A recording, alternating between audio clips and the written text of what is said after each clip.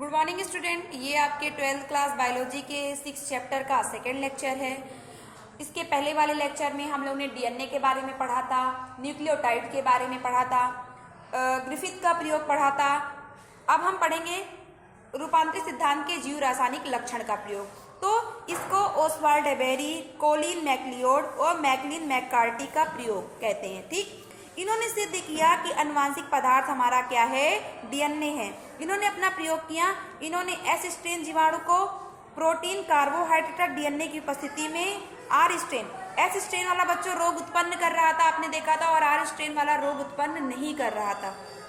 इन्होंने S strain जीवाणु को प्रोटीन, कार्बोहाइड्रेट और डीएनए की उपस्थिति में आर स्ट्रेन जीवाणु में मिलाकर यह प्राप्त किया कि डीएनए ही हमारा क्या है, अनुवांशिक पदार्थ है। इन्होंने आर स्ट्रेन जीवाणु को प्रोटीन, कार्बोहाइड्रेट और डीएनए में रखा।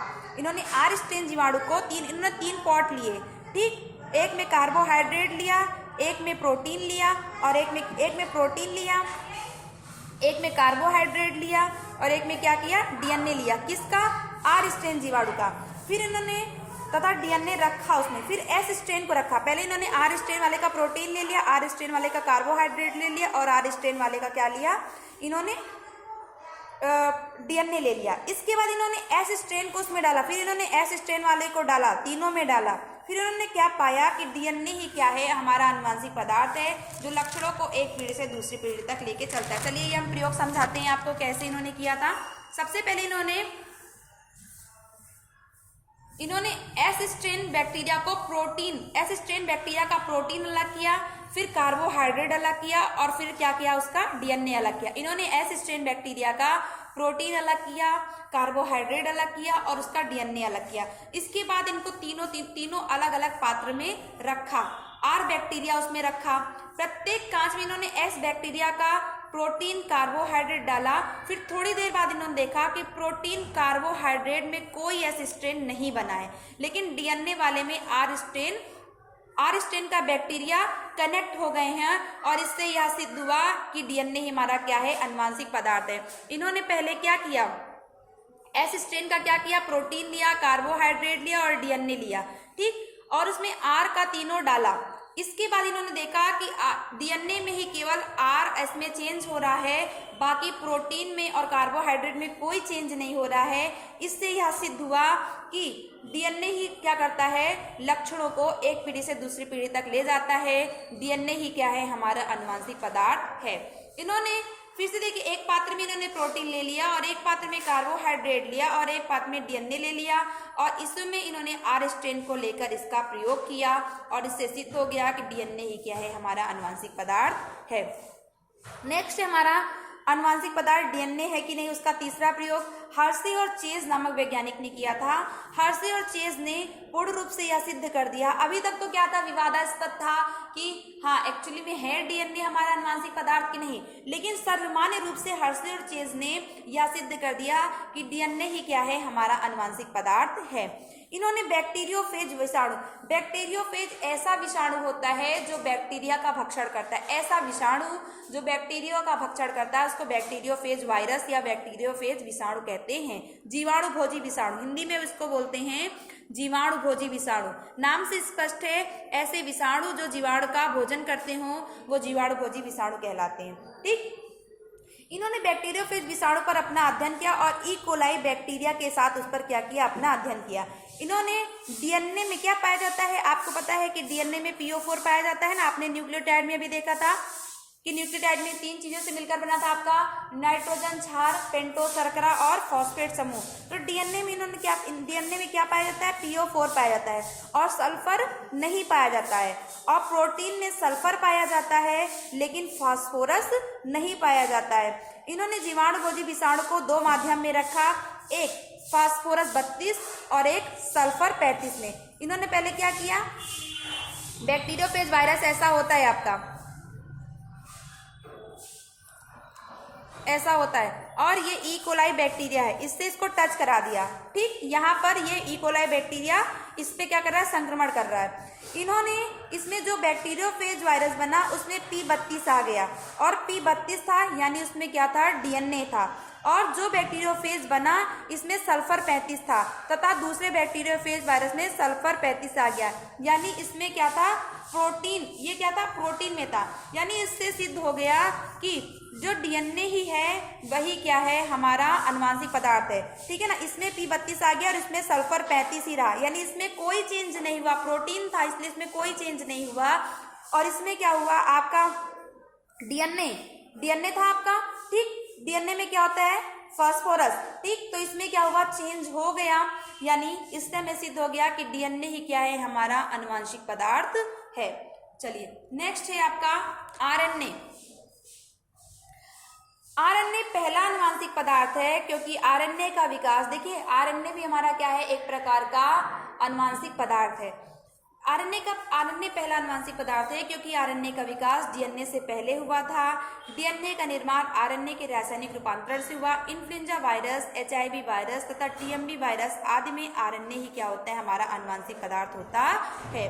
पौधों में पाए जाने वाले विषाणु में आरएनए अनुवांशिक पदार्थ के रूप में कार्य करता है। बैक्टीरियोफेज वायरस में आरएनए अनुवांशिक पदार्थ के रूप में कार्य करता है। इस प्रकार कुछ जीवों में डीएनए से एमआरएनए और एमआरएनए से प्रोटीन बनता है। डीएनए से एमआरएनए आपको नेक्स्ट अभी इसमें ही पढ़ना है, थोड़ा आगे है। डीएनए से एमआरएनए बनने की प्रक्रिया को बोलते हैं ट्रांसक्रिप्शन यानी अनुलेखन, और एमआरएनए से प्रोटीन बनने की प्रक्रिया को बोलते हैं ट्रांसलेशन, रूपांतरण, ये आपको आगे पढ़ना है। ठीक है, बनता है। पौधे में आरएनए से डीएनए बन रहा है यानी रिवर्स ट्रांसक्रिप्शन, प्रतिलोम अनुलेखन। अगर इसका उल्टा बन रहा है यानी आरएनए से डीएनए बन रहा है तो ये रिवर्स उल्टी प्रक्रिया हो गई, प्रतिलोम अनुलेखन। और डीएनए से एमआरएनए को बनने को ट्रांसक्रिप्शन, और फिर से एमआरएनए से प्रोटीन बनने को क्या बोलते हैं, ट्रांसलेशन यानी रूपांतरण। ठीक है ना, तो इतना काम होता है हमारा आरएनए का। आरएनए हमारे 3 प्रकार के होते हैं, अभी इसके आगे पढ़ना है, टीआरएनए, एमआरएनए, आरआरएनए। टीआरएनए हमेशा संदेशवाहक आरएनए को ट्रांसफर करने का, स्थानांतरण करने का कार्य करता है। एमआरएनए आपके 3 प्रकार के होते हैं, टीआरएनए, एमआरएनए और rRNA. Transfer RNA, messenger RNA और राइबोसोमल आरएनए स्थानांतरण का कार्य करता है, संदेश को वहन, ये मैसेंजर का काम करता है। आरआरएनए प्रोटीन संश्लेषण का कार्य करता है। ठीक है ना, तो आरएनए 3 प्रकार के होते हैं। आरएनए ही हमारा पहला अनुवांशिक पदार्थ है। चलिए अब हम नेक्स्ट देखेंगे न्यूक्लियोटाइड तथा न्यूक्लियोसाइड क्या होता है। एक न्यूक्लियोटाइड न्यूक्लिक अम्ल की पूर्ण इकाई होती है। मैंने बता दिया पहले ही, न्यूक्लियोटाइड आपका 3 चीजों से मिलकर बना होता है, नाइट्रोजन क्षार, पेंटोज शर्करा और फॉस्फेट ग्रुप। नाइट्रोजन क्षार 3 प्रकार के होते हैं, 2 प्रकार के होते हैं आपका प्यूरिन तथा पिरिमिडिन। प्यूरिन में एडेनिन ग्वानिन आता है और पिरिमिडिन में आपका थायमिन, साइटोसिन और यूरेसिल आता है। पेंटोज शर्करा यानी 5 कार्बन युक्त शर्करा। अब न्यूक्लियोटाइड हो गया। न्यूक्लियोसाइड क्या होता है कि जिसमें नाइट्रोजन क्षार और पेंटोज शर्करा पाई जाए लेकिन फॉस्फेट ग्रुप नहीं पाया जाए, उसको हम क्या बोलते हैं, न्यूक्लियोसाइड। न्यूक्लियोसाइड में फॉस्फेट ग्रुप नहीं पाया जाता है, जबकि न्यूक्लियोटाइड में नाइट्रोजन क्षार, पेंटोज शर्करा और फॉस्फेट ग्रुप तीनों ही पाए जाते हैं। चलिए, न्यूक्लियोसाइड ऐसे होता है आपका ये है, मैंने बताया डीएनए की संरचना है, तो यहाँ पर नाइट्रोजन क्षार हो गए आपके, और ये आपका PO4 और ये इस यहीं पर आपकी शुगर होती है, पेंटोज शुगर होती है। ठीक, डीएनए डीऑक्सीराइबोस न्यूक्लिक एसिड है। डीएनए पॉलीन्यूक्लियोटाइड श्रृंखला का बना होता है, मैंने आपको बताया था। न्यूक्लियोटाइड 3 चीजों से मिलकर बना होता है। नेक्स्ट है आपका चारगाफ का नियम।